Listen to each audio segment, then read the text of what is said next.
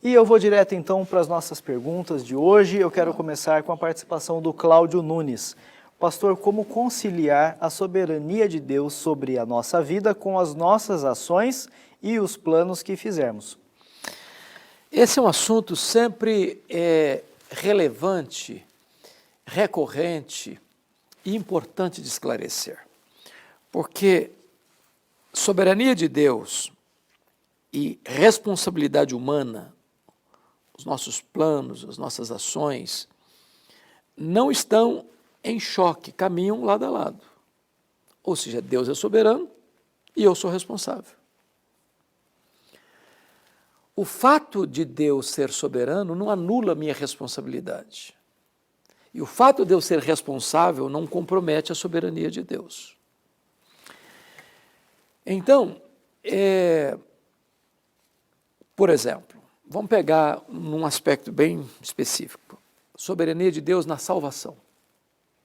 É Deus quem escolhe, é Deus quem chama, é Deus quem dá o arrependimento para a vida, é Deus quem dá a fé salvadora, é Deus quem regenera, é Deus quem justifica, é Deus quem santifica, é Deus quem glorifica.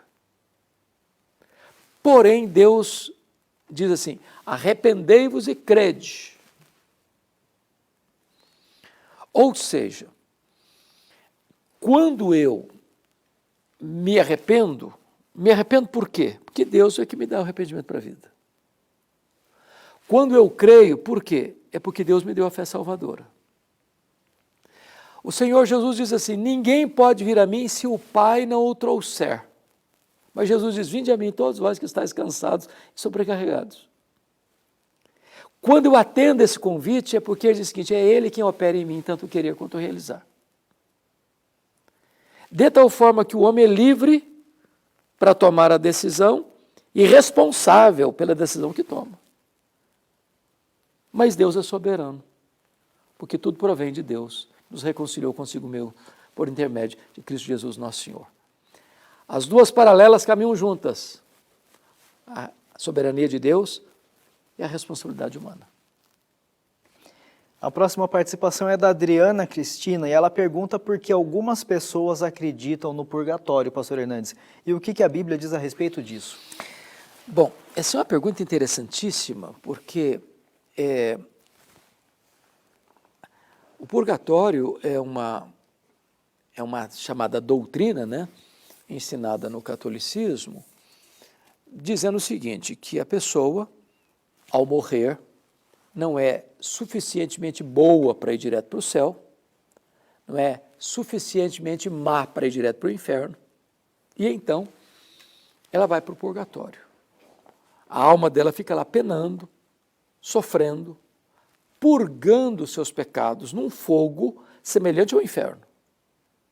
E não se sabe quanto tempo, se uma semana, se um mês, se um ano, se uma década, se um século, se um milênio. Isso pode ser aliviado e apressado dependendo das missas que se pede para rezar por aquela alma. Então tem missa de 7º dia, missa de 30 dias, missa de 1 ano. Dependendo daquilo que foi feito por esta alma aqui, ajuda lá, ela sair mais rápido para o paraíso. A pergunta é, isso tem base bíblica? É assim que funciona?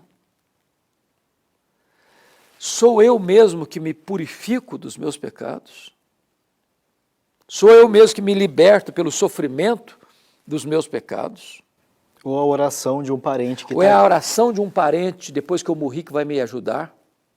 Ou é o dinheiro que eu paguei lá para que a minha alma fosse liberta desse purgatório? Bom, crer no purgatório é anular por completo a obra de Cristo na cruz. Jesus morreu na cruz pelos nossos pecados. Ele quitou a dívida que eu tinha com Deus. O sangue de Cristo me lavou de todo o pecado. Quando eu creio no Senhor Jesus Cristo, eu estou salvo. Completamente salvo. Então, não dá para olhar para o que Cristo fez e crer no que Cristo fez na cruz por nós e crer no purgatório ao mesmo tempo. Então não há base bíblica nenhuma para a existência de purgatório. Declarar que eu creio no purgatório e dizer eu descreio do que Cristo fez por mim. Porque o purgatório está na contramão de todo o ensino da Bíblia sobre a salvação, que é um dom de Deus gratuito, que eu recebo pela fé. Então não há base bíblica para o purgatório, a Bíblia não ensina sobre o purgatório, e o purgatório não traz esperança nenhuma, só traz desespero, que não tem consolo. Saber que meu pai, minha mãe, meu irmão, minha irmã, meu tio, meu avô, meu filho, minha filha, meu marido, minha esposa, morreu, e a alma dele está lá sofrendo, purgando. Ao contrário, o que a Bíblia diz para um crente, quando ele morre? Morrer é deixar o corpo e habitar com o Senhor. Morrer é partir para estar com Cristo, o que é incomparavelmente melhor. Bem-aventurados aqueles que desde agora morrem no Senhor, para que descansem de suas fadigas e as suas obras os acompanham. A certeza, a segurança, a consolo, não desespero, não insegurança. Então, purgatório não existe. Isso é uma invenção humana e não uma revelação da palavra de Deus. Muito bem. A gente tem mais uma pergunta, vamos dar uma olhadinha o que a gente tem pela frente aqui. A Patrícia nos mandou um e-mail também com a seguinte participação. Pastor, como responder a uma pessoa que diz que todos os caminhos levam a Deus? Ok.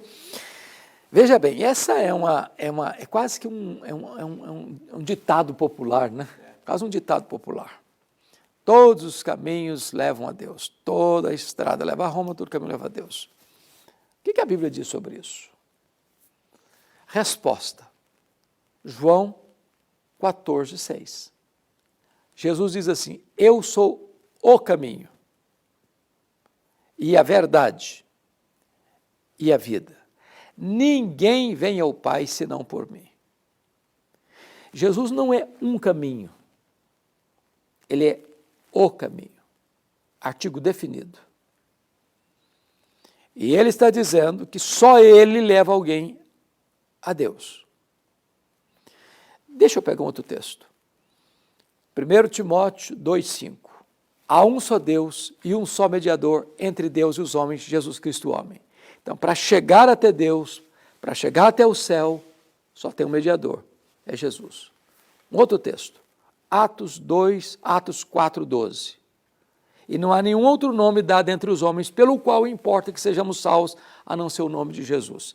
Então, só Jesus salva.